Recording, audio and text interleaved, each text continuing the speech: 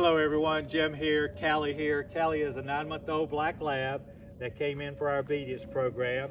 She's done really well. She listens, she focuses on the owner, which is to die for, quite honestly, because when a dog wants to watch you, it just makes training and relationships so much better. When a dog looks at you, your dog looks at you, always praise. Praise is a combination of words, touch, treat, toy, positive emotion in that moment of when she's looking, okay? So good. It'll encourage her to look at you for further obedience or for further adventures in your life together, okay? So she pays a lot of attention. Her biggest thing, and we've worked real hard with it, is toning down her energy some. We're not trying to kill her drive, but in her situation, she just gets so over the top excited that we've been turning around, not providing consequence for her excitement, but rewarding and praising calm behavior. And we've looked for every moment, every instance of that we can. And when we do, we're not getting excited. We're still going to get positive emotion, but we're not getting excited with that praise. We're just taking it nice and easy and trying to do it calmly so she'll reciprocate. She's a very good possibility she could be more service oriented as she gets older. She's already doing a little bit of light service work now as she matures. She's got that capability if we can tone that energy down to be a great service dog one day in the future. So you're going to see me slow down speeds, pick up, do a couple of things like that. That's for her and teaching her to pay attention to what I want. So motivation takes two forms, praise and consequence. Praise, again, is words, touch, treat, toys, positive motion in the moment. That moment could be when we do the obedience command, or it could be for staying in obedience command, or for providing a good behavior like sleeping on the floor. Consequence is words and touch. Touch could be a tap of the leash. It could be a tap on her side, could be grabbing her scruff, her snout. Whatever might work for her. Could even be a spray bottle if you needed it for that situation. But we do that in that moment of time. Our consequence is not designed to intimidate, dominate, break her spirit, hurt her, or have her fear us, okay? We're just trying to let her know in the moment that's not something we want and we need to change. And then we look to always praise coming out of consequence, not as much as if she did it right the first time, okay? But we always consequence to let her know this is where we are. And in general, we try to make sure we praise our dog at least 20 times more during the day than we bite. We want them to look forward to our interactions, not dread it. Okay, sweetheart, you ready? Let's go. Good girl. So let's go. You notice my hand. Loose leash is what I want here, okay? I want her right here by my side. So if I'm changing speeds a lot, she's got to learn to adapt to it, okay?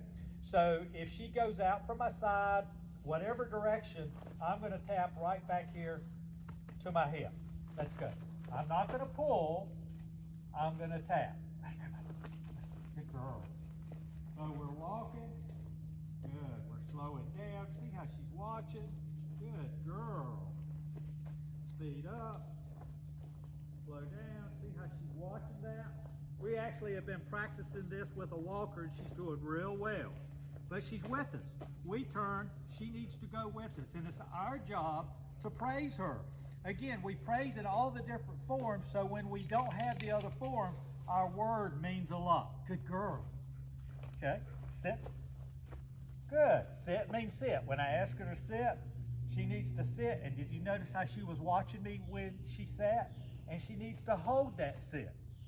So if she didn't sit when I told her to, I would have tapped the leash, not pulled it, tapped it and gone, no, sit, and then, good girl. If she was there and she started to get up or got up, I would tap the leash, no, sit, to put her back in her place. Our job is, if you listen to what I said in the beginning, is if she starts to pop up once, be ready the next time so we can teach her in that moment of time.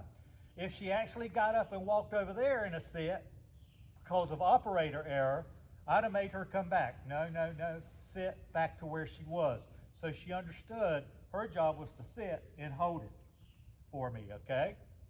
Now, she's really focusing on me. I want to reward her in a minute. There's nothing wrong with treats.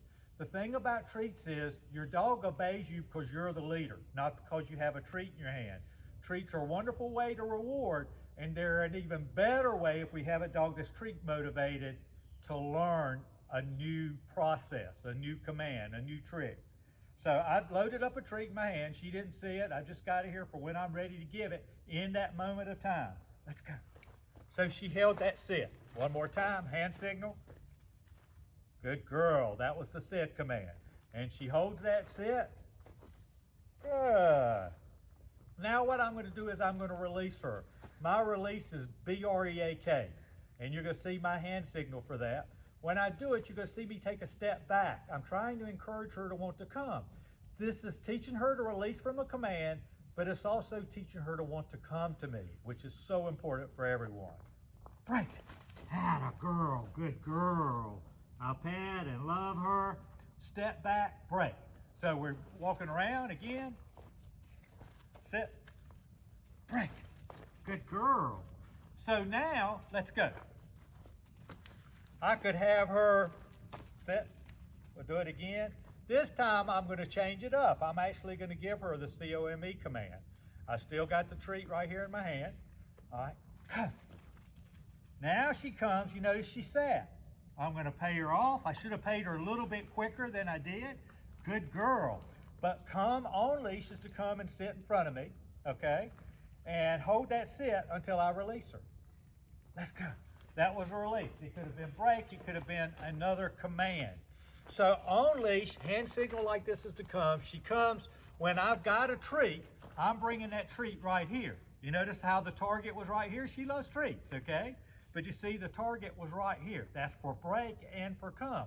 If I held my hand out here, look where she's going. So we're going to do this way 1,000 times if need be to teach her to want to be here. Even if we don't have a treat, we're going to teach her here. We could be a toy, just be our love and affection. Now, when she's in the house or outside and you want her to start to come to you, you're going to want to come, but you're not going to tell her to come right off. Why? Because if you break, remember I said I don't want a dog in a sit for a long time because it can be uncomfortable. But you're not going to tell her to come, because if you told her to come and she didn't come, what would happen? She would learn that there's a situation, a time, a place that she doesn't have to listen to you, and that's not good. And unfortunately, everyone does it with their puppies in the beginning. So I say, take that toy, take that treat. Greatest place to start it is inside where there's less distraction, and you would go, hey, Callie, look what I got, come. And then she comes. Of course, I had a leash on her, but you see I wasn't really using it. Good girl, break. And then I'd release her. I got her attention with the toy, a treat, and it could have just been me. She could have just been excited enough to see me or you. And when I get her excitement and she commits to coming to me, that's when I'm going to tell her that come command. And because she's happy, when I fill that brain with that word and she starts to come to me, we're teaching a command that's always going to feel good to her. The other end of that come is we're never going to bite her, put her up, or do anything that may be considered a negative for her, okay? So she's not in a command right now because I had her come and I broke her. I'm watching her. She's seeing something that I can't see, quite honestly. But if you look, she's checking something out. Maybe we have orbs or something. I have no idea. But I'm not worried as long as that doesn't affect my obedience and she's not in obedience. She can smell, but if she was in a sit or normal down, I would bite her for that. A down stay, she could. Let's go. Now, smell. If she picked up a rock or an acorn or something off the ground, I would have corrected her for that no matter what command she's in, because I don't want my dog picking up stuff off the ground unless I know what it is. When we go out for walks, you don't want them snarfing and looking for everything like that anyway. So sit. Now D-O-W-N, D-O-W-N, from the front, down. Notice she was already going down. That's the hand signal for the down command. And if she did not down, I would have gone up short to the leash, no, down. Okay? If she started to get up, no, down. Sit is up here. Let's go is by our side, tapping it to our side. Okay? Down is like this. Any other behavior or what have you is pretty much whatever direction you need it to go in. Break. So that was from the side. Now we're gonna come in, slow down. Hand signal from the side is down. That was from the front, this is from the side. Good girl, sit. Notice the tone of my voice. I'm trying to lift her with my spirit, my emotion, and she did such a wonderful job with that. And now, just like with the sit or down, she holds that until I release her. Now, down, stay. Now I just changed the rules. Down, sit means pay attention for the next command. Stay means pack your bags, you're gonna be there a while. Now she can smell the ground, but if she picks up something, I am gonna bite her and tell her no. It's for her safety that I would do that. So I'm gonna watch just a second to see what she does.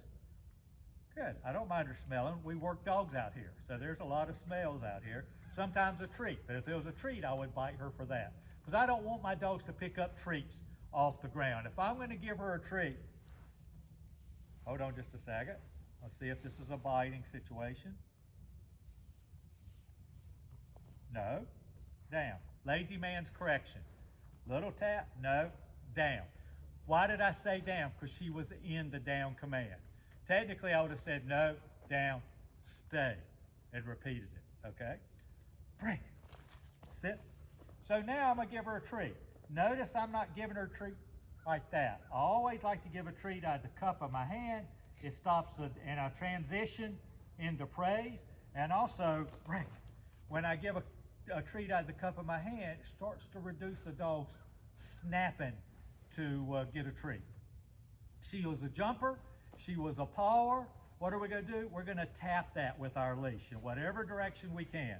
So if she'd been jumping on me 29 times, which she did jump on me a few times, and all of us here to begin with, what did we do? As soon as she started to jump, we just tapped the leash and told her no. Again, not to intimidate or dominate. We go to the level that she defines as long as we're consistent. And I think you can see we're not doing anything to hurt her here. Let's go. So now the next command is the place. And a girl. So places, get on your bed, lay down, sit down, stand up. Do not pick up a leaf. Good girl. I don't care what she does on that bed. And a girl. And we go from there. The good thing is most beds are in the house. They're not going to have all kinds of weird things that have been falling from the wind or from the squirrels or cats or dogs or what have you. But because that happened, we told her to place. I gave her a little bite. Break it. We're going to come back and do it again. Place. Good girl. And she can easily do this for a couple of hours at a time. Put her on the bed, tell her to place. She can do anything she wants as long as it's comfortable for her. Let's go. Sit. So this other command, we're not going to use it a tremendous amount of time, but it's the heel command. The heel command is where she's right here by our side. She's in an imaginary box. When we start to walk, she walks with me, and then she sits when I stop and holds that sit. Hand signals like this, heel. So we walk, we step. Now, if she didn't sit, I would have bit her for that, okay?